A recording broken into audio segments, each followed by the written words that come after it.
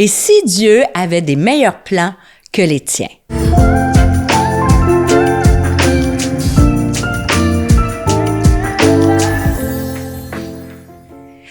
Aujourd'hui, on parle des plans de Dieu pour notre vie.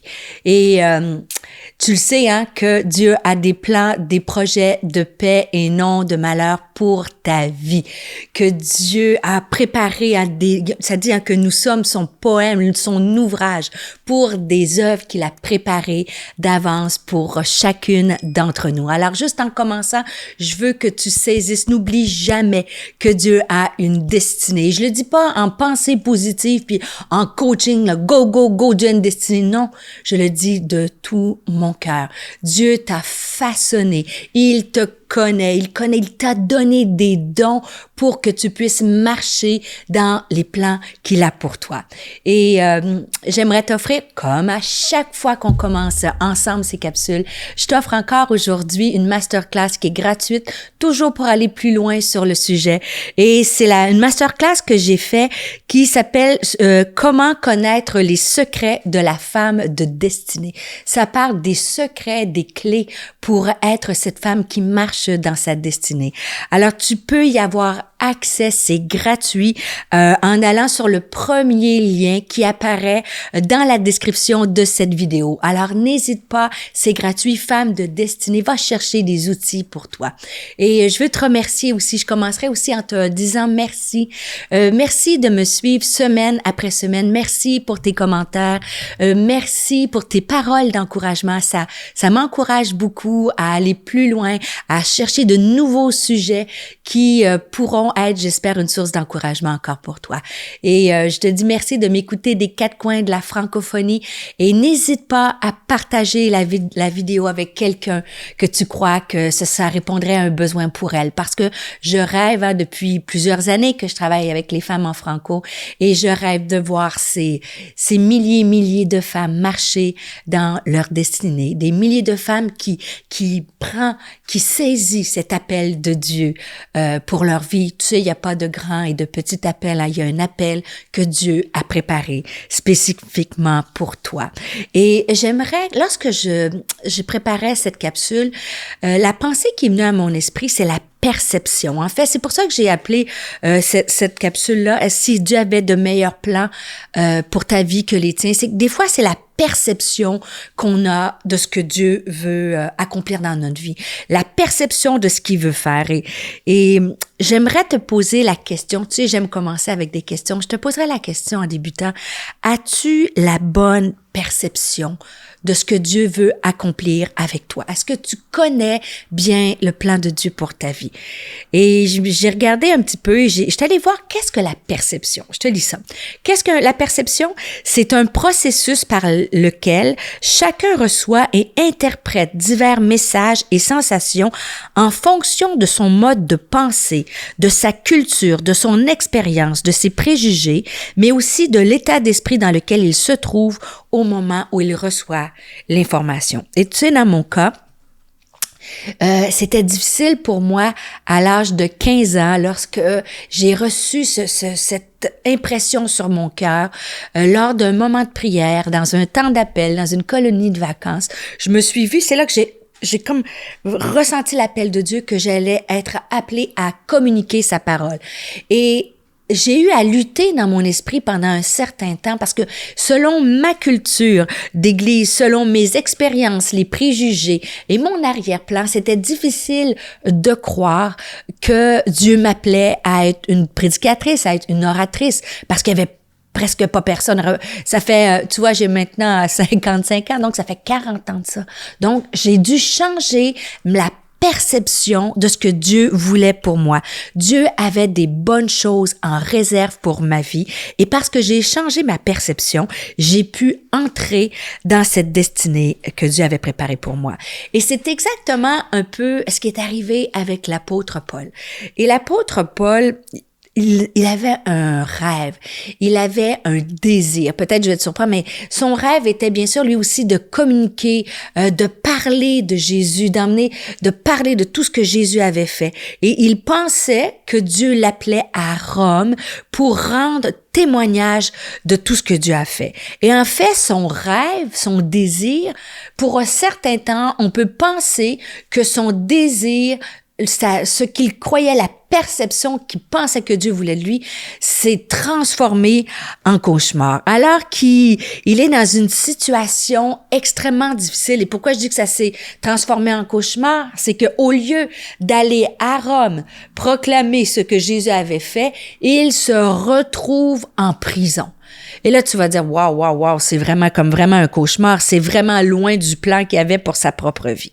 Et en fait, dans cette prison-là, il va changer complètement sa perception et il va comprendre que Dieu avait de meilleures choses en réserve pour lui. Et dans la prison, Paul va écrire, et on va retrouver ce changement de pensée-là dans l'Épître aux Philippiens. En fait, alors qu'il est dans cette prison-là, Paul va écrire l'épître, le livre le plus joyeux de la parole de Dieu, le livre le plus positif. Et juste dans l'épître aux Philippiens, on retrouve le mot joie 17 fois. Alors, tu vois comment ça change la perception. Au lieu de se dire, je suis pas dans l'appel de Dieu, moi je voulais aller à Rome, c'est pas comme ça que ça s'est passé. Il va transformer ça en un moment de joie et de grâce. Et on va retrouver cette histoire-là dans la lettre aux Philippiens. Et pourquoi je te dis que on retrouve beaucoup le mot joie? C'est dans ce livre-là que Paul a écrit au chapitre 4, verset 4. Réjouissez-vous toujours dans le Seigneur, je le répète, réjouissez-vous. En Philippiens, chapitre 3, verset 1, c'est écrit, au reste, mes frères, réjouissez-vous dans le Seigneur. Je ne me lasse point de vous écrire les mêmes choses et pour vous, cela est salutaire. Et c'est fou parce qu'à chaque fois que je lis ces textes-là sur la joie et de se réjouir, je me serais dit, Paul aurait pu écrire ces lettres, cette lettre-là, je devrais dire, alors qu'il est au summum de son ministère, alors qu'il est même en vacances sur une plage, qu'il prend un petit cocktail. Et non, dans la prison, Paul a changé sa perception, il a saisi quelque chose et c'est pour ça qu'il parle de la joie. Il a regardé les choses d'un angle différent. Et j'ai une petite feuille ici avec moi et changer sa perception. Des fois, dans la vie, on regarde seulement à ce qui ne va pas. On regarde le petit point noir. C'est pas ça que je voulais. C'est pas ça que je pensais pour mes enfants. C'est pas comme ça que j'avais envisagé les choses. Et en fait, on a un choix comme femme. Tu as le choix de regarder au point noir, à tout ce qui marche pas, ou de regarder à tout ce qui est possible. Et regarde, le point noir prend un petit espace sur cette grande feuille-là, et pourtant on focus là-dessus, tandis que Dieu a peut-être un autre univers qu'il veut développer dans ta vie. Et c'est ce que Paul a fait. Je te lis le texte, Philippiens chapitre 1, versets 12 à 19. Ça dit, « Je tiens à ce que vous le sachiez, frères. Ce qui m'est arrivé a plutôt servi à la cause de l'Évangile. En effet, toute la garde prétorienne et tous les autres savent que c'est parce que je sers le Christ que je suis en prison. De plus, mon emprisonnement a encouragé la plupart des frères à faire confiance au Seigneur. Aussi redouble-t-il d'audace pour annoncer sans crainte la parole de Dieu. Quelques-uns, il est vrai, sont poussés par la jalousie et par un esprit de rivalité. Mais d'autres annoncent le Christ dans un bon esprit. Ces derniers agissent par amour. Ils savent que si je suis ici, c'est pour défendre l'Évangile. Quant aux premiers, ils annoncent le Christ dans un esprit de rivalité avec des motifs qui ne sont pas innocents. Ils veulent rendre ma captivité encore plus pénible. Qu'importe après tout, de toute façon, que ce soit avec des arrière-pensées ou en toute sincérité, le Christ est annoncé et je m'en réjouis. Mieux encore, je continuerai à m'en réjouir, car je suis certain que toutes ces épreuves aboutiront à mon salut grâce à vos prières pour moi et à l'assistance de l'Esprit de Jésus-Christ. Et en fait, 3 clés pour avoir une bonne perception. 3 clés pour peut-être te saisir du fait que Dieu a peut-être des meilleurs plans pour toi que ce que tu penses. Première clé, je regarde mon problème selon le point de vue de Dieu. Et c'est fascinant parce qu'il va dire dans le texte que je viens de te lire, ce qui m'est arrivé a plutôt servi la cause de l'Évangile. Et je m'arrête un instant parce que Paul, alors son plan était Rome, il va constater que parce qu'il est en prison, les gens regardent à lui, les chrétiens regardent à lui, et au lieu d'être découragés, ils vont retrouver un zèle plus grand à partager l'Évangile. Et en fait, au lieu que ce soit une seule personne qui parle de Jésus à un moment X du temps, c'est Paul en prison, il va communiquer, mais en plus, Paul va encourager des centaines de personnes à proclamer aussi l'Évangile. Donc, tu vois comment Dieu a multiplié. Et si tu regardes le texte, j'ai pas le temps de le développer en détail, mais Paul va aussi, dans cette prison-là, il va partager l'Évangile à la garde de César qui, ils vont se convertir et ces gens-là vont emmener l'Évangile à des gens haut placés au niveau politique. Et tu vois, au lieu d'un homme qui parle à Rome, il va parler, il va influencer des chrétiens autour de lui, il va influencer des gens qui vont avoir de l'impact au niveau politique. Alors, il a regardé les choses dans la perspective de Dieu. Et deuxième chose que Paul a faite, il n'a pas laissé les autres contrôler son attitude. En fait, il ne s'est pas laissé contrôler par une mauvaise attitude. Au contraire, il a changé son regard. Il a dit, ça va plutôt contribuer à quelque chose de grand.